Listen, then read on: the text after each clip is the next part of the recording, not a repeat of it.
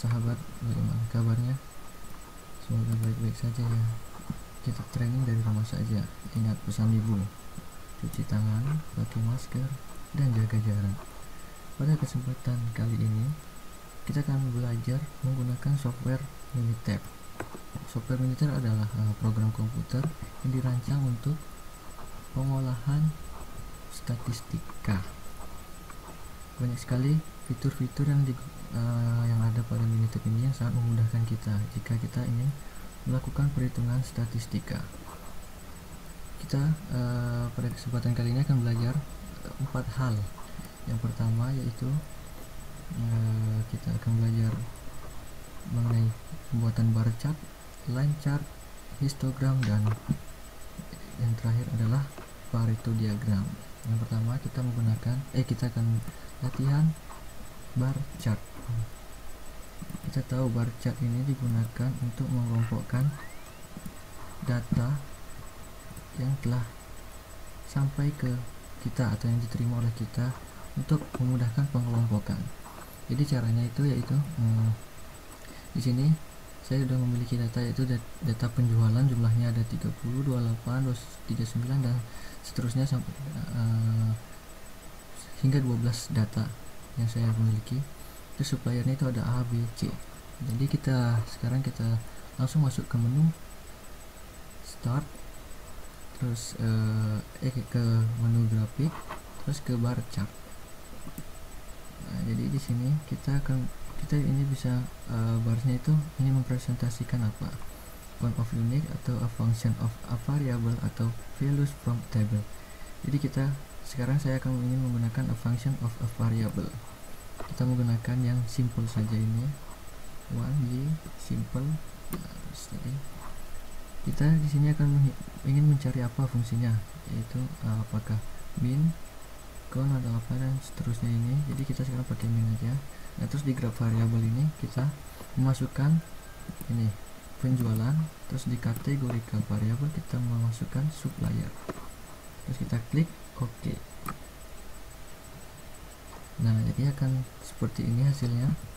Bisa dilihat bahwa supplier A ini sekitar 38, supplier B itu sekitar 32, dan supplier C sekitar 39. Nah, jika kita klik baloknya maka akan keluar seperti ini nilainya, yaitu 32,5 dengan grup supplier B. Nah, jadi itu untuk latihan menggunakan atau kita membuat bar chart.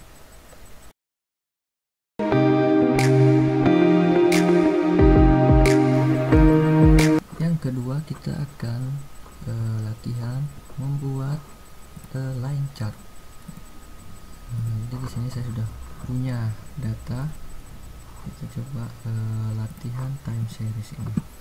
Jadi diagram garis ini atau line chart ini biasanya digunakan untuk menyajikan data statistik yang diperoleh berdasarkan pengamatan dari waktu ke waktu secara berurutan. Nah, jadi di sini saya memiliki data di C1 yaitu sales. Sini ada 22, 24, 27 dan seterusnya hingga ke data 30. Terus bagaimana caranya membuat line chart? Ya, jadi ke menu graph ini, terus ke time series plot. Nah, di sini kita menggunakan yang simple saja. Kalau yang multiple ini ada 2 data, karena di sini saya hanya memiliki 1 data, maka kita menggunakan yang simple ini. Terus kita klik OK.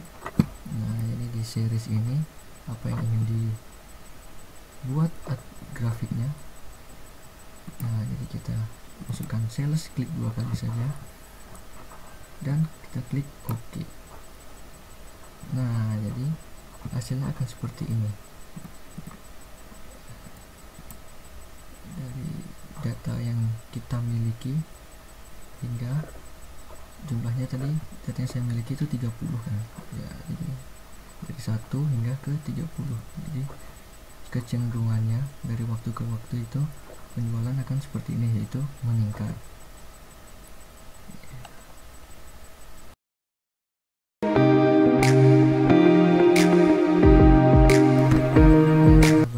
Sekarang kita akan belajar yang ketiga, yaitu membuat histogram.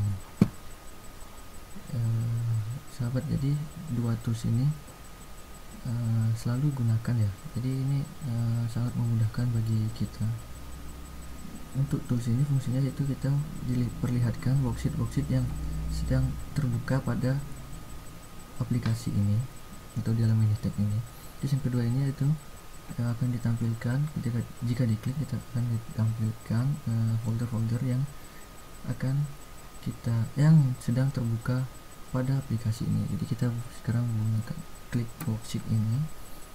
Terus ini ada latihan histogram. Nah, jadi di sini saya memiliki data supplier A dan B hingga 200 data. Terus untuk besarnya ini penjualannya yaitu hingga 200 data juga dengan nilai yang ada di sini. Terus sub 1 ini itu melambangkan supplier A, dan sub 2 ini jadi melambangkan, merepresentasikan supplier B. Jadi bagaimana cara membuat histogramnya? Jadi klik toolbar graph, terus ini menu histogram. Nah, jadi di sini ada simple dan with group. Jadi kalau simple ini kita hanya menggunakan ini menampilkan satu data saja. Pertama kita coba simple ya. Nah, jadi kita masukkan di sini sub 1. Terus ya jadi seperti inilah hasilnya.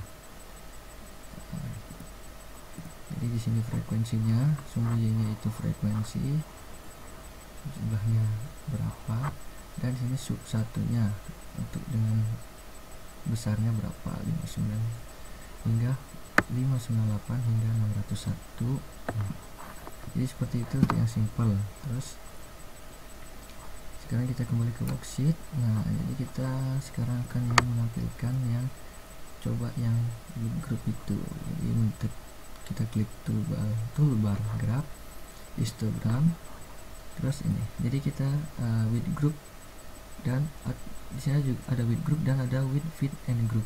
Nah, jadi with fit and group ini akan ada garis-garis di tengah-tengah dari kotaknya. Jadi kita lihat saja ini. Nah, jadi di graph variable kita masukkan sub 1 dan sub 2 yang ingin kita tampilkan. Terus kita klik OK. Nah, sahabat, jadi hasilnya akan seperti ini. Jadi ini ada yang garis biru ini, dan di kotak biru ini melambangkan sub 1, dan yang garis merah putus-putus ini dan kotak merah ini itu melambangkan sub 2. Jadi di sini sumbu Y-nya density, dan di sini sumbu X-nya data. Jadi dari data ini bisa dilihat bahwa rata-ratanya yaitu untuk sub 1 599,5 dan untuk sub 2 600,2. Standar deviasinya untuk yang sub 1 0,6193 dan untuk yang sub 2 1,874. Nah, jadi seperti itu sahabat.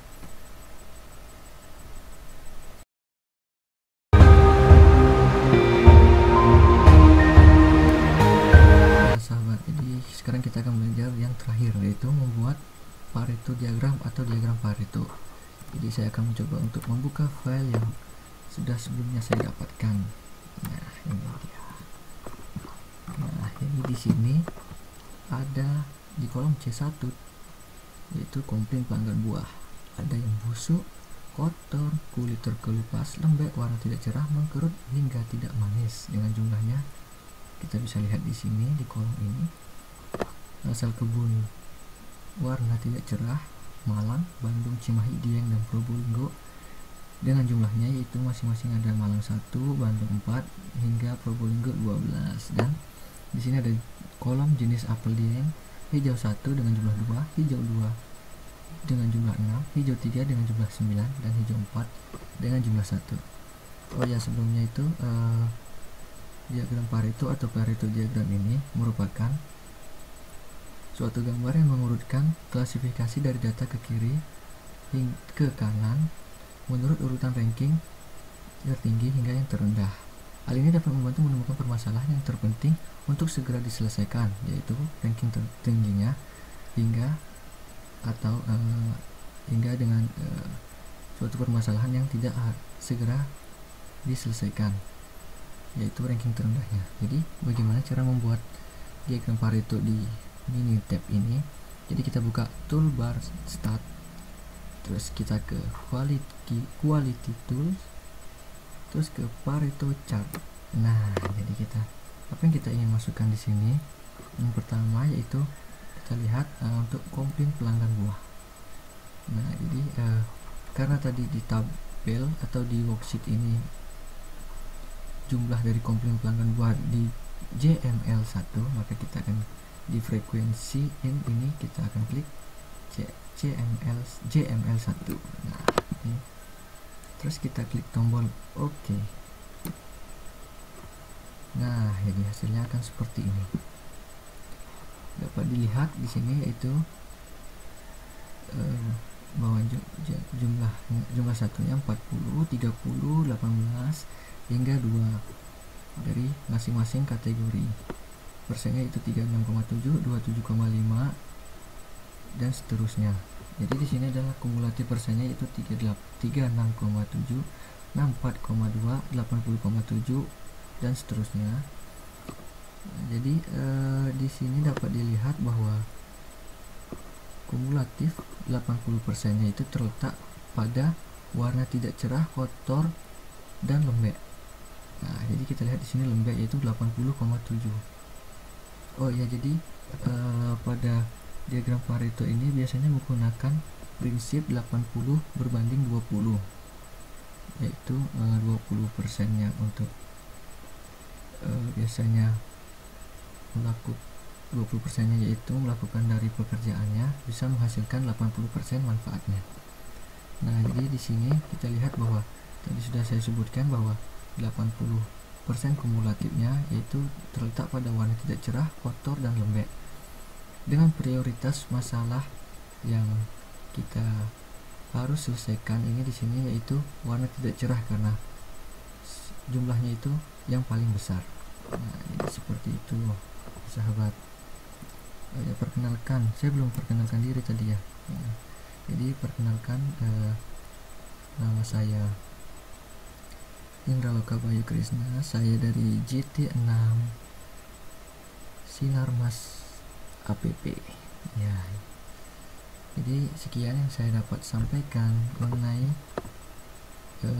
pelatihan software Minitab untuk 4 latihan. Yang pertama itu membuat bar chart, yang kedua membuat line chart, yang ketiga membuat histogram, dan yang terakhir adalah diagram Pareto.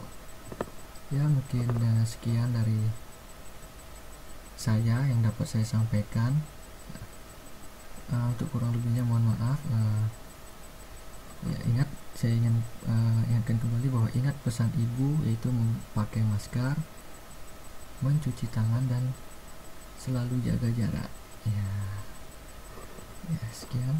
Terima kasih. Wassalamualaikum warahmatullahi wabarakatuh.